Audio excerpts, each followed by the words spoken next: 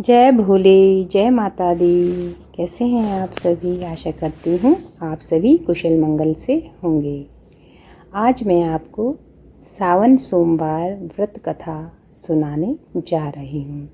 सावन सोमवार व्रत एक धार्मिक कथा है जो भगवान शिव और माता पार्वती की भक्ति और आशीर्वाद से जुड़ी है।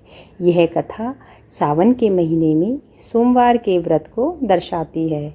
इस कथा में एक साहूकार की कहानी है जो संतान प्राप्ति के लिए शिव की पूजा करता है और भक्ति से खुश होकर भगवान शिव उसे पुत्र का आशीर्वाद देते हैं। चलिए भक्तों, कथा का शुभारंभ करते हैं। एक साहूकार था जिसके पास धन दौलत की कोई कमी नहीं थी, लेकिन उसके कोई संतान नहीं थी।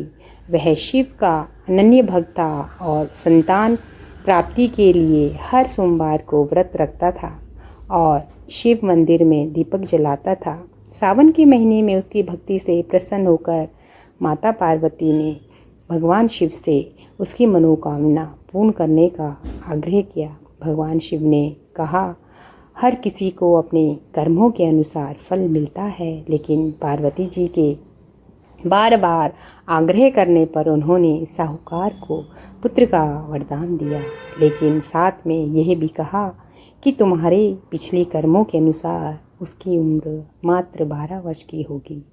साहूकार ने यह बात सुनकर भी हार नहीं मानी और पहले की तरह शिव की पूजा करता रहा। कुछ समय बाद उसके घर पुत्र का जन्म हुआ। जब वह 11 वर्ष का हुआ तो साहूकार ने उसे काशी पढ़ने भेज दिया। साथ में उसके मामा को भी भेज दिया। रास्ते में मामा ने ब्राह्मणों को भोजन और यज्ञ कराने का आदेश दिया और उसी समय साहूकार का बेटा बीमार पड़ गया और अंतिम सांसें गिनने लगा।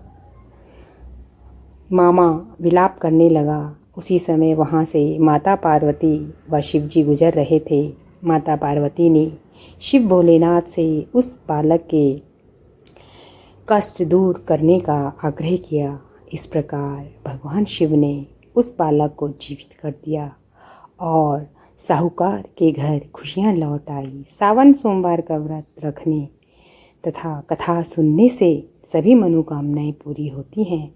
इस व्रत को करने से कुंवारी कन्याओं को मनचाहा वर मिलता है, संतानहीन दंपतियों को संतान सुख मिलता है और विवाहित महिलाओं को पति की लंबी उम्र और घर में सुख शांति मिलती है। तो दोस्तों, भक्तों, आपने सुनी सावन सोमवार व्रत की कथा कोई भी हो, लेकिन हमें अपनी भक्ति के प्रति अगर शक्ति चाहिए तो हमें भक्ति के लिए निष्ठावान, कर्तव्यवान, ईमानदार होना आवश्यक है। तभी हमारी भक्ति में शक्ति होती है। जय भोले, जय माता दी।